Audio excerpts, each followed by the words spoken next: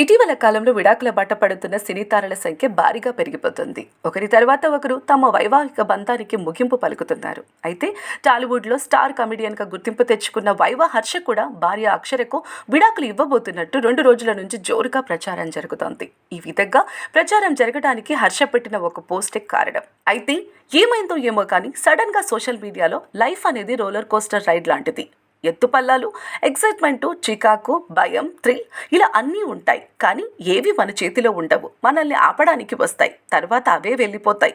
మనం బకెల్ పట్టుకొని కూర్చొని రైడ్ను ఎంజాయ్ చేయడం తప్ప ఏమీ చేయలేం.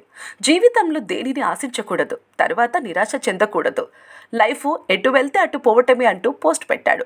ఈ పోస్ట్ చూసిన చాలా మంది హర్ష పర్సనల్ లైఫ్లో ప్రాబ్లమ్స్ ఫేస్ చేస్తున్నాడని, భార్య అక్షరకు విడాకులు ఇవ్వబోతున్నారని కథనాలు అల్లేసి జోరుగా ప్రచారం చేయటం మొదలుపెట్టారు. అయితే ఈ ప్రచారంపై హర్ష రియాక్ట్ అవుతూ తాజాగా మరో పోస్ట్ పెట్టాడు. విడాకుల వార్తల్లో కొంచెం కూడా నిజం లేదని అందరికీ క్లారిటీ ఇచ్చాడు. తన గత పోస్టు గురించి ఆరా తీస్తున్న అందరికీ కృతజ్ఞతలు తెలిపాడు. పర్సనల్ లైఫ్లో తాను ఎంతో హ్యాపీగా ఉన్నానని స్పష్టం చేశాడు. అయితే ఎటొచ్చి పని దగ్గరే కాస్త చికాగ్గా ఉన్నానని, ఎన్ని ఇబ్బందులు ఎదురైనా మరింత స్ట్రాంగ్గా తిరిగొస్తానని హర్ష తెలిపాడు. జీవితం అంటే ఇంతే, దానికి వ్యతిరేకంగా ఎవరు వెళ్ళలేరు అని హర్ష పేర్కొన్నాడు.